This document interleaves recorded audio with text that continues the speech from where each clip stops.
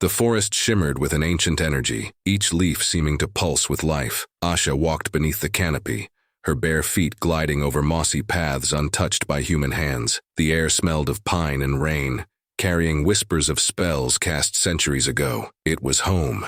Every bit of it, a place where magic lingered in every shadow and sunbeam. And now, humans threatened to disturb it all with their obsession for machines. Asha had tried to reason with her council that it was dangerous to allow humans so close to the forest's borders, but their decision had already been made. The humans were expanding, their city creeping ever closer to sacred lands, and diplomacy was now essential. It was her duty to ensure that these reckless beings did not overstep their bounds. The human city of Blackmoor sat at the edge of the forest, a world of metal and steam where magic felt as foreign as sunlight at midnight. Smoke curled from factory chimneys, casting a gray haze that dimmed the once blue skies. In the heart of it all, Marcus Hale adjusted his goggles, a smudge of grease streaking across his cheek. He was in his element, surrounded by machines, pistons, gears, and inventions not yet named. The elves, with their whispered spells and disdainful glances, had no appreciation for the brilliance of progress. Magic was a crutch,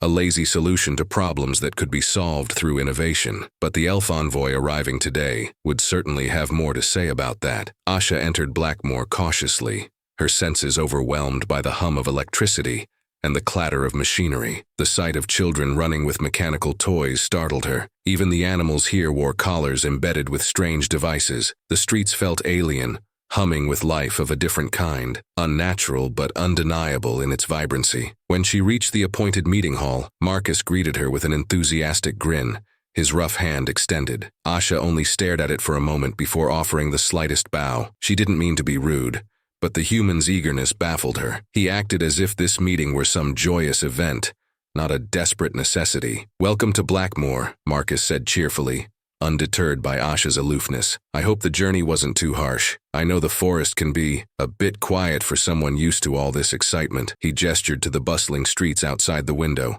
filled with noise and life. Asha's gaze drifted toward the commotion, her expression unreadable. "Quiet is not the same as lifeless," she replied softly, though her words carried an edge. "The forest thrives in ways you may not understand." Marcus chuckled, adjusting the copper dial on his gauntlet, a mechanical arm he had built himself after a factory accident. "Ah, yes, magic," he said with a wry smile. "It must be nice to have things appear with a flick of the wrist." Asha's eyes narrowed slightly. "Magic does not appear. It requires knowledge, respect, and balance. Your machines," she paused, searching for the right words, "they disrupt that balance." Marcus leaned forward, undeterred. "Machines create balance of their own. They solve problems. They make life easier." He motioned toward the window again, where a steam-powered carriage hissed to a halt. "Look around you.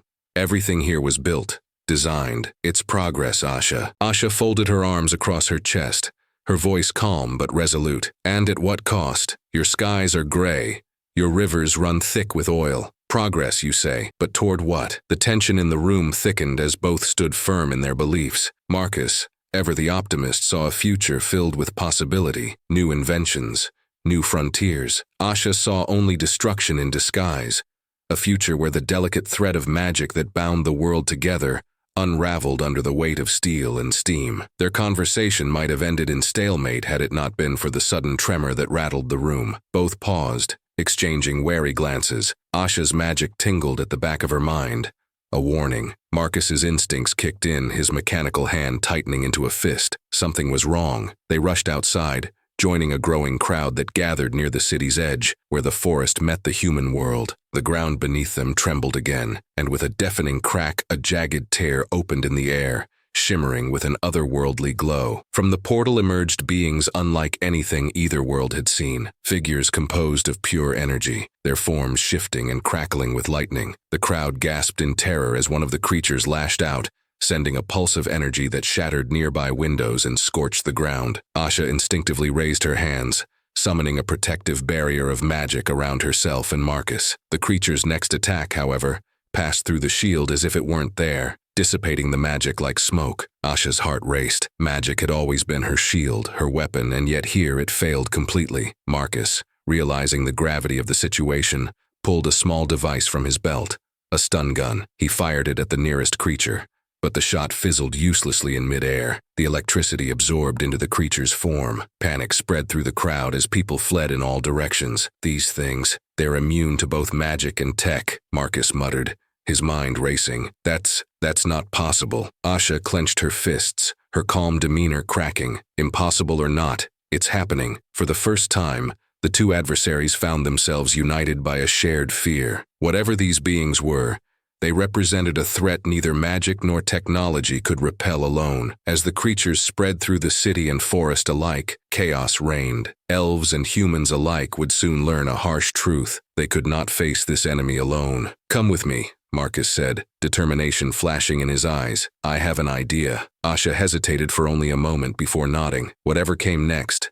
they would have to face it together. The creatures, now called the Vril, spread like wildfire, moving from the edges of Blackmoor deeper into both the city and the forest. Their shifting, crackling forms disrupted everything they touched. Magic flared uselessly, only to be absorbed by their flickering bodies, and machines sparked, sputtered, and died in their presence. The air grew heavy with tension as both elves and humans scrambled to understand what they were facing. This invasion was unlike anything either realm had prepared for. Asha sprinted alongside Marcus through the narrow streets of Blackmoor, her heart pounding with urgency. In the distance, the sound of human soldiers clashing with the Vril filled the air. Explosions from grenades were followed by eerie silence as the energy beings emerged from the smoke completely unharmed. It was a grim sight. Marcus cursed under his breath as he watched an armored transport shut down mid-battle, its engines fried by the creature's strange energy pulse. He had seen malfunctions before, but never like this.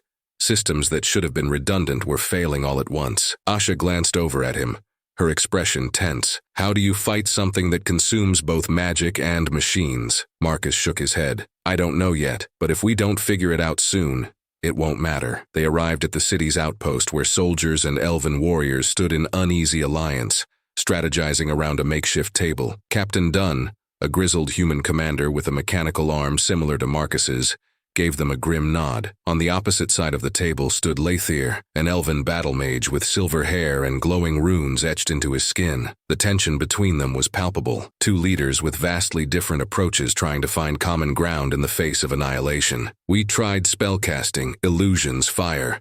Nothing works," Lathir said with frustration, slamming his fist on the table. "Our magic is absorbed or rendered useless, and our weapons are no better," Dunn added, gesturing toward a malfunctioning energy rifle on the table. "We're throwing everything we've got at these things, and it's like trying to stop a river with a sieve." Marcus leaned over the map spread across the table. The markings showed how quickly the Vril had spread from the initial portal site. Both the human city and the forest were under threat, with no clear path to containing the invasion. "We need to stop them at the source," Marcus said, tracing his finger along the map to the portal's origin point deep within the forest. "If we can close the portal, maybe we can cut off their reinforcements." "That's easier said than done," Asha pointed out. "The forest is ancient and full of magical currents. If the Vril are feeding off energy, the portal could be drawing from those currents. Destroying it might not be so simple." "Then we need to make it simple," Marcus replied, determination hardening in his voice. "We'll have to find a way to sever the energy without relying on machines or spells." Lathir gave a doubtful snort. "And what, pray tell, do you propose we use?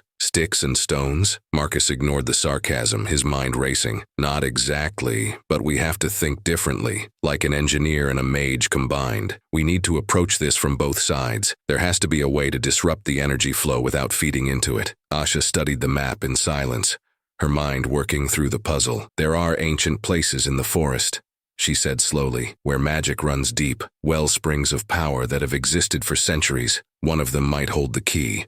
If we can tap into one of those places," Marcus nodded, catching on, "and instead of channeling magic, we manipulate the energy. If we can disrupt the frequency or flow, sort of like interfering with a current, we might be able to close the portal." Captain Dunn arched an eyebrow. "That's a nice theory, but how do we get close enough to try it? Those things will tear us apart before we even reach the forest." "Not necessarily," Asha said. "I know the forest better than they do. I can guide a small team through paths the Vril won't detect. If we move quickly, we might be able to reach the wellspring before it's too late." Marcus met her gaze, impressed by her calm under pressure. "I'm going with you," he said firmly. Asha hesitated, then gave a small nod. "You'll need to be quick and adaptable if things go wrong.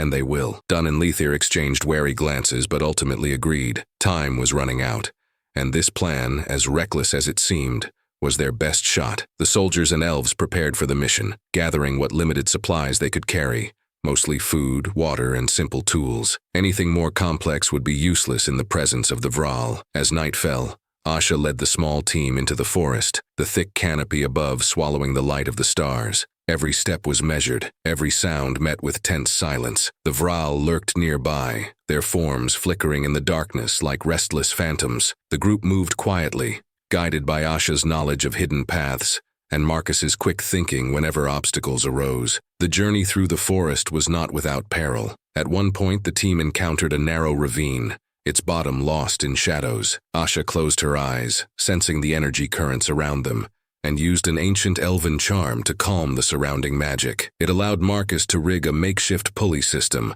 helping them cross safely. Their brief moment of understanding was interrupted by the arrival of Captain Dunn and Lethier, both of whom bore expressions of grim determination. They carried news that the Vral had begun spreading faster than anticipated. Elven scouts reported entire sections of the forest overtaken, while human reconnaissance teams noted mechanical failures in major parts of the city. If the portal wasn't closed soon, both realms would fall. "We don't have much time," Captain Dunn said, his mechanical arm clicking as he clenched his fist. "Whatever plan you two are cooking up, it needs to happen now." "There's a problem," Marcus said, gesturing to the damaged device. "We're going to need more components if we want to stabilize the energy long enough to close the portal. And unfortunately, most of what I need is back in Blackmoor." Lethier frowned. "The city? That's madness. The Vral will have spread deeper by now." Marcus wiped the sweat from his brow. "I don't see another option. If we don't get the parts, this whole thing fails." Asha straightened. "I'll go with you. I know the forest well enough to get us through without being detected." Dunn shook his head. "It's too dangerous. We've already lost too many soldiers. Then it's a good thing we're not soldiers," Marcus said, giving Asha a small nod. "We'll move quickly, in and out." With little time to waste, Marcus and Asha set off toward Blackmoor. The journey through the forest was nerve-wracking, the air heavy with the strange static energy left in the Vral's wake. The trees whispered warnings, but Asha knew that turning back wasn't an option. She moved with the grace of someone born to the woods, her footsteps silent, her senses attuned to every shift in the environment. Marcus followed close behind, trusting her instincts to guide them. As they approached the outskirts of the city, the landscape changed. The vibrant, living forest gave way to scorched earth and lifeless machinery. The once bustling streets of Blackmoor were now eerily quiet, with only the occasional spark or flicker from abandoned machines hinting at the life that had once thrived here. They kept to the shadows, avoiding the Vral patrols that floated through the city like specters, their forms crackling with dangerous energy. "Over here," Marcus whispered, leading Asha toward an old workshop where he kept spare parts. The building was still intact, though several of its windows had shattered from the earlier shockwaves. Marcus rummaged through drawers and shelves, grabbing wires, capacitors, and tools. Asha stood by the door, her eyes scanning the streets outside. "Hurry," she urged. "They're getting closer." Marcus stuffed the components into his pack and nodded. "Got it. Let's move." They slipped out of the workshop and began making their way back toward the forest. But as they rounded a corner, they came face to face with a group of Vral. The creatures hissed with electric fury, their bodies pulsing with energy. Asha reacted instantly, summoning a flash of light to blind the creatures. "Run!" she shouted, grabbing Marcus's arm. They sprinted through the streets, dodging fallen debris and malfunctioning machines. The Vral gave chase, their crackling forms gaining on them with terrifying speed. "We won't outrun them," Marcus panted, glancing over his shoulder. Asha's mind raced. They needed a distraction, something to slow the creatures down. Without thinking, she grabbed a small charm from her belt, a magical token meant to call upon the winds. She whispered a quick incantation, and a powerful gust whipped through the street, sending dust and debris flying into the Vral's path. The creatures faltered, giving Marcus and Asha the precious seconds they needed to reach the forest's edge. They didn't stop running until they were deep within the woods, the sounds of the Vral fading behind them. Marcus leaned against a tree, catching his breath. "Remind me never to doubt your magic again." Asha offered a faint smile. "And I suppose your machines aren't entirely useless." With the components secured, they returned to the wellspring where Captain Dunn, Lethier, and the rest of the team were waiting. Marcus wasted no time, setting up the device and integrating the new parts. Asha stood beside him, her magic ready to assist. This has to work, Marcus muttered as he connected the final wire. It will, Asha said with quiet confidence. It has to. The device hummed to life, its components glowing with a strange blend of mechanical precision and magical energy. Marcus adjusted the settings, carefully aligning the frequencies with the currents in the wellspring. Asha channeled her magic into the device, guiding the energy flow with practiced ease. For a moment, everything seemed to hold its breath. Then, the portal at the heart of the forest flickered, its shimmering surface rippling like water disturbed by a stone. It's working, Marcus exclaimed, a grin spreading across his face. But their triumph was short-lived. The portal resisted, its energy fluctuating wildly. The device began to overheat, sparks flying from its circuits. Something's wrong, Marcus shouted, frantically trying to stabilize the machine. Asha stepped forward, her eyes glowing with determination. We need more power. Without hesitation, she placed her hands on the device and poured every ounce of her magic into it. The strain was immense, but Asha held on, her magic intertwining with the machine's energy. Marcus worked beside her, fine-tuning the settings with swift precision. The portal trembled, its edges fracturing as the combined force of magic and technology overwhelmed it. With a final surge, the portal imploded, sucking the remaining Vrail back into the void. The forest fell silent once more, the air clear and still. Marcus and Asha stood together, exhausted but victorious. We did it, Marcus whispered, his voice filled with relief. Asha smiled, the tension in her body finally easing. Yes, we did. As the first rays of dawn filtered through the trees, the uneasy alliance between magic and technology had become something more, something neither Marcus nor Asha could have predicted. And for the first time, both realms glimpsed the possibilities that lay ahead, not in opposition, but in unity. The forest was still, but the tension in the air remained thick. Asha and Marcus stood at the edge of the wellspring, their combined efforts having sealed the portal temporarily, but they knew the respite would be short. The energy that had been funneled into closing the tear was unstable, and without a lasting solution, the Vrail would return, stronger and more destructive. The two of them exchanged weary glances, understanding that the next steps would require every ounce of skill and trust they had developed so far. Lathier and Captain Dunn approached, their expressions grim. The portal may be sealed for now, but it won't hold, Lathier said, the glow of his runes dimming from exhaustion. The Vrail's energy is still active within this realm. It's only a matter of time before they find another way through. We need to end this, Captain Dunn added, tapping his mechanical arm as if reassuring himself it still worked. Permanently, Marcus knelt by the damaged device at the wellspring's edge, running his fingers over its cracked casing. We need to stabilize the energy field, lock it down in a way the Vrail can't disrupt. He glanced at Asha, but that means we'll need to blend magic and tech perfectly. No room for error. Asha nodded, her mind already racing. The wellspring feeds into the forest's ancient magic. If we can synchronize your device with the magical currents, we might be able to create a containment field strong enough to close the portal completely. Synchronize,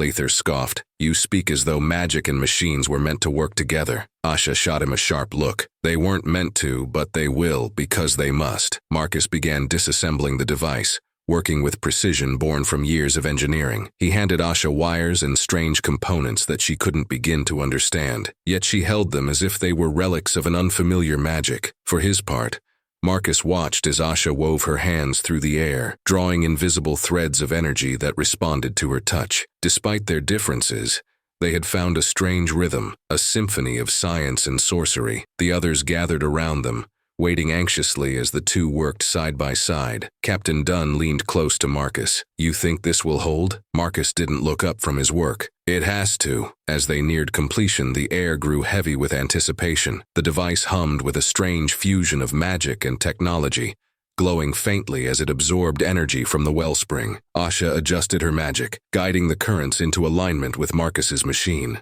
The field began to stabilize, forming an intricate lattice that shimmered with both mechanical precision and arcane power. But just as everything seemed to be going smoothly, the device sputtered, emitting sparks. The glow flickered, and the containment field wavered. It's not enough, Marcus muttered, adjusting the dials. We're losing the connection. Asha bit her lip, frustration bubbling beneath her calm exterior. The currents are too unstable. We need something stronger, a direct source of magic. Marcus cursed under his breath. We don't have time to find another wellspring. No, Asha said slowly, her eyes narrowing in determination. But we have me. Marcus looked at her sharply. What do you mean? Asha placed a hand on the device, her magic flowing into the machine. I can channel the energy directly. If I act as the conduit, I can stabilize the field long enough to close the portal. Marcus shook his head. That's too dangerous. You could... I know the risks. Asha interrupted, her voice steady. But this is the only way. Marcus hesitated for a moment, then gave a reluctant nod. All right, but if we do this,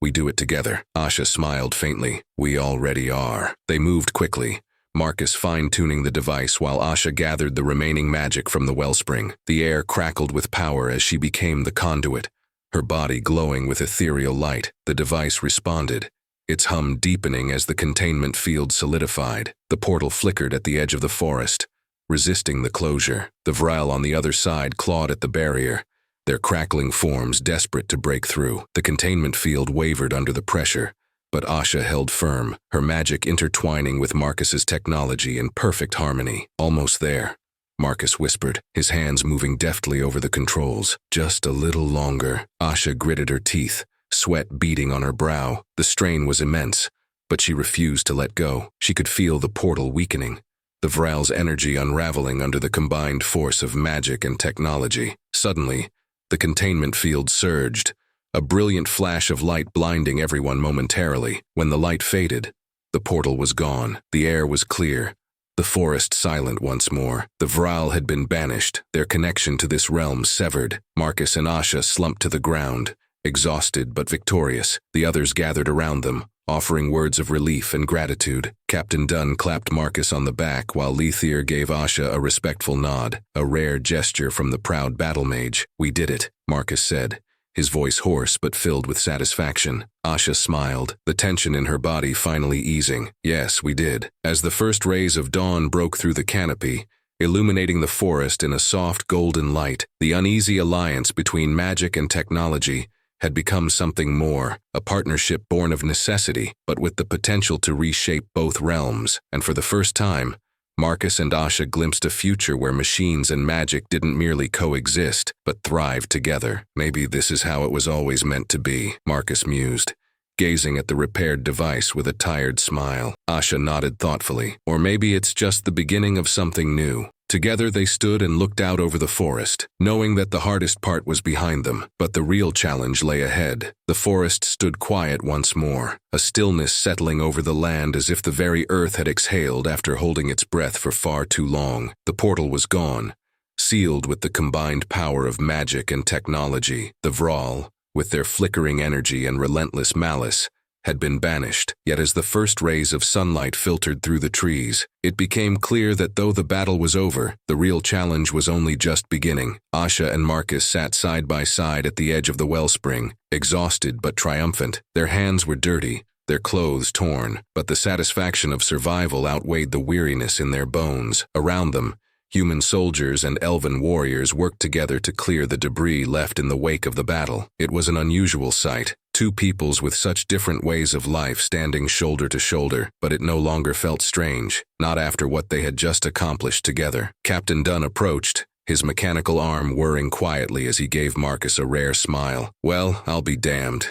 You really pulled it off. Marcus chuckled, running a hand through his messy hair. Not just me, we all did. He glanced at Asha, who offered a small, tired smile in return. Couldn't have done it without a little magic. Lethier, standing nearby with his arms crossed, gave a reluctant nod of acknowledgement. I'll admit, I didn't believe it was possible, combining magic and machines, but it seems I was wrong. Seems we were all wrong, Asha said softly. Her gaze swept across the clearing, where elves and humans worked side by side. We spent so long focusing on our differences, we forgot to see the potential we could unlock together. Captain Dunn folded his arms. So what now? We've closed the portal, but what's stopping something like this from happening again? Marcus leaned back on his hands, squinting up at the brightening sky. That's the question, isn't it? It's not just about closing portals. It's about what we do from here.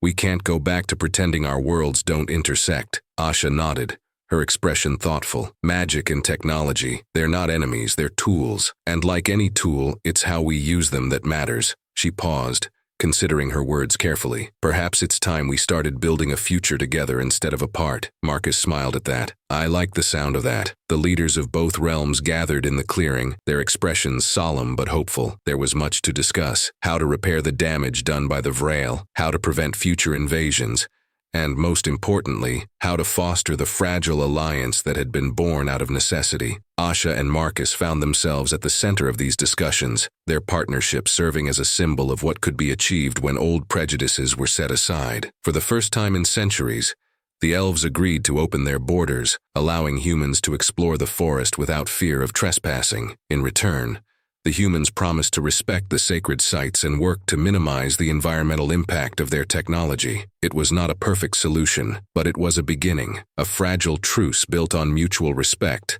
and the hard-won knowledge that neither realm could stand alone against the challenges of the future. Over the following weeks, a small but dedicated team of engineers and mages began working together to develop new technologies that blended magic and mechanics. They started with simple projects, devices that could harness the energy of the forest without disrupting its delicate balance, and charms that enhanced the efficiency of machines. As the projects grew in complexity, so too did the trust between the two communities. Asha and Marcus often found themselves at the heart of these efforts, their unlikely friendship becoming a cornerstone of the new alliance. Though their worlds remained distinct in many ways, they found joy in exploring the overlap between them, whether it was Marcus marveling at the intricacies of an ancient spell, or Asha laughing in delight as she watched a newly invented machine whir to life for the first time. One evening, as they sat together on a hill overlooking both the forest and the city, Asha turned to Marcus with a thoughtful expression. "There's something I've been meaning to say." Marcus raised an eyebrow. "Oh, that sounds serious." Asha smiled, though there was a hint of sadness in her eyes.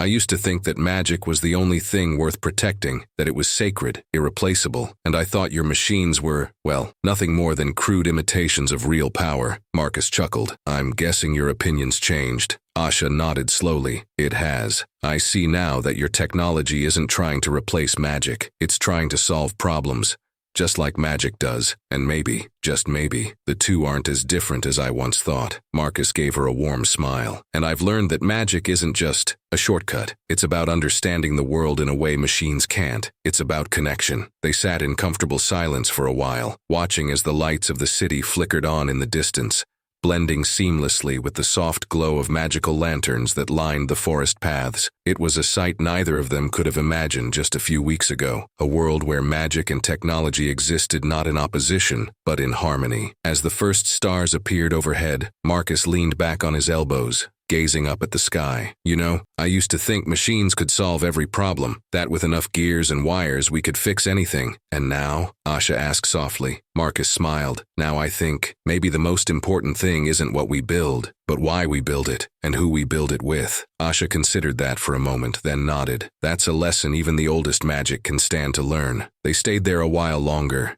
enjoying the peace that had been so hard-won. The future was uncertain, and there would no doubt be challenges ahead. But for the first time, both Marcus and Asha felt hopeful, because they knew they wouldn't be facing those challenges alone. As they stood to leave, Asha gave Marcus a playful nudge. "Come on, engineer. We've got a lot of work to do." Marcus grinned, his exhaustion momentarily forgotten. "Right behind you, mage." Together they made their way back toward the city and the forest, their steps in sync as they walked the path they had begun to forge, one built not on magic or machines alone, but on the understanding that the greatest power lay in unity. And in that understanding, they had found the one thing both their worlds had always needed: hope.